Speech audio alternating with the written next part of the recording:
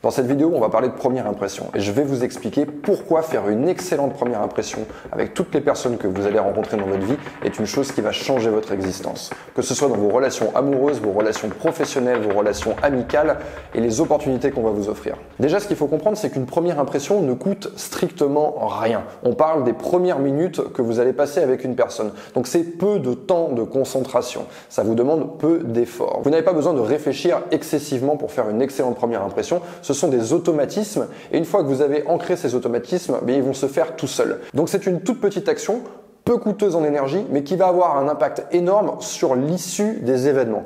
Et à titre de comparaison, on pourrait dire que c'est comme un joint de canalisation dont vous savez qu'il est usé. Vous pouvez faire deux choses. Soit vous changez le joint de la canalisation, ça va vous prendre 5 minutes, le temps d'aller chercher votre outil, dévisser, mettre un nouveau joint et revisser. Ou alors vous pouvez laisser le joint en place et 6 mois plus tard, risquer d'avoir un énorme dégât des eaux qui va vous coûter des milliers d'euros. Là, je suis sûr qu'en m'écoutant parler, vous dites mais non, ça n'a rien à voir avec un dégât des eaux, c'est pas du tout la même chose, on peut pas faire cette comparaison. Eh bien pourtant si, parce qu'il y a une étude qui a été faite à l'université d'Harvard en 2013 qui a montré que pour effacer une mauvaise impression, eh bien il va falloir faire 8 bonnes impressions successives. Donc en fait, ça correspond au temps que vous allez passer avec votre serpillière pour nettoyer les conneries que votre première impression négative a occasionnées. Et si vous y pensez un petit peu plus, vous allez vous rendre compte d'une chose, c'est que dans la vie, très rares sont les occasions où on va vous laisser l'opportunité de vous racheter. Quand vous faites un entretien d'embauche, vous n'avez qu'une chance. Quand vous rencontrez une personne qui vous plaît, avec qui vous voudriez sortir, vous n'avez qu'une chance. Quand vous rencontrez quelqu'un au hasard dans la vie, dans un café, vous n'avez qu'une putain de chance. C'est très rare qu'on vous laisse le temps de vous rattraper. Ça arrive, je dis pas que c'est impossible et généralement ça va arriver dans les environnements où vous êtes obligé d'être. Je pense à l'école, je pense à votre lieu de travail. Parfois vous pouvez arriver, vous pouvez vous dire tiens, ce collègue, cette collègue, c'est un connard, c'est une connasse. Et puis au bout de 3, 4, 5 mois, c'est jamais quelque chose qui va se faire en 2 jours, vous allez changer d'opinion sur cette personne. Mais vous avez vu le temps que ça a pris? Eh bien ce genre de situation, ça n'arrive quasiment jamais. Une deuxième chose qui est très intéressante au sujet des premières impressions, c'est ce qu'on appelle l'effet de primauté. C'est quoi l'effet de primauté? C'est l'interprétation que vous allez faire de ce qu'une personne va dire, de ses actions, en fonction de la première impression que vous vous étiez créée. Qu'est-ce que ça signifie? Ça veut dire que quand vous rencontrez une personne pour la première fois, très vite, en quelques secondes, quelques minutes, vous allez vous faire une image de cette personne. Vous allez dire par exemple, cette personne est une personne généreuse ou cette personne est une personne radine.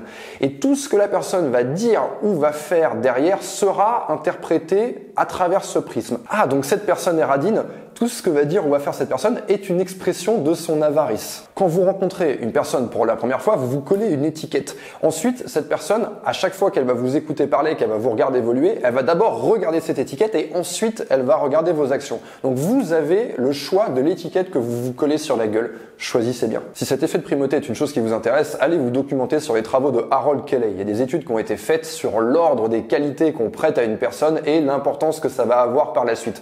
Vous allez voir, c'est quelque chose qui est très intéressant. Ils ont fait des travaux sur des groupes en présentant une personne, en disant cette personne, c'est une personne chaleureuse, déterminée, ambitieuse, etc. Et l'autre groupe, ils l'ont présenté en étant une personne froide. Et ensuite, la même série d'adjectifs, eh bien, on voit en fait que derrière cette première qualité qui a été mise en avant, eh bien, elle va avoir un impact sur la suite. Ok, mais il y a beaucoup de personnes qui regardent cette vidéo qui vont se dire oui, mais moi, j'ai pas envie de changer, j'ai pas envie de faire une bonne première impression, je m'en fous. Soit les gens m'aiment, soit ils m'aiment pas, et voilà, on s'en bat les couilles et on verra bien ce qui se passe, advienne que pourra. Sauf qu'il faut comprendre une chose. La première impression, c'est un conditionnement. Ça va déclencher un futur qui n'existe pas encore. C'est-à-dire que vos opportunités dans la vie, vous ne savez pas, avant qu'elles vous arrivent entre les mains, vous ne savez pas qu'elles existent, ces opportunités-là. Elles ont été déclenchées par votre comportement. Je vais vous donner un exemple tout bête. La façon dont j'ai rencontré mon éditeur. J'étais dans un café et mon éditeur, la personne qui bosse pour la maison d'édition, était assise à la table d'à côté.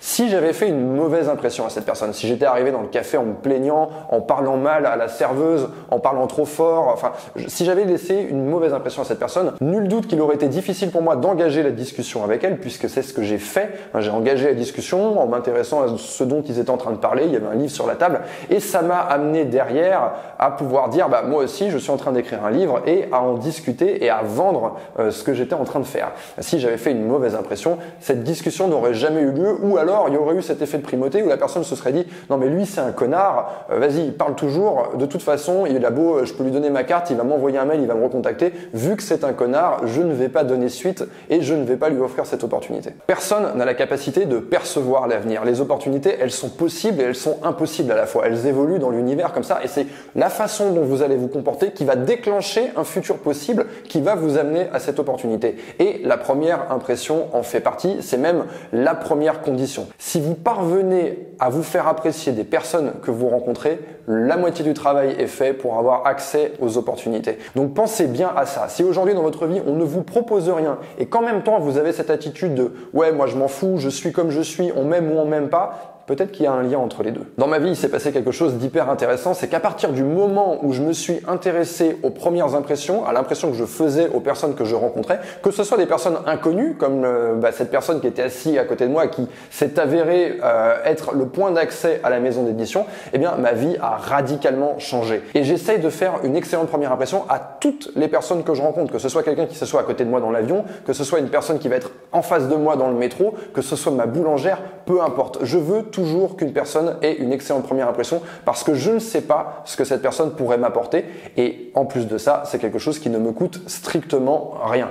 Donc voilà, j'espère que cette vidéo va vous faire réfléchir aux raisons pour lesquelles il est important de faire une excellente première impression et je reviendrai très prochainement pour vous expliquer comment faire cette excellente première impression. C'est tout ce que j'avais à vous dire pour aujourd'hui. Merci de m'avoir écouté.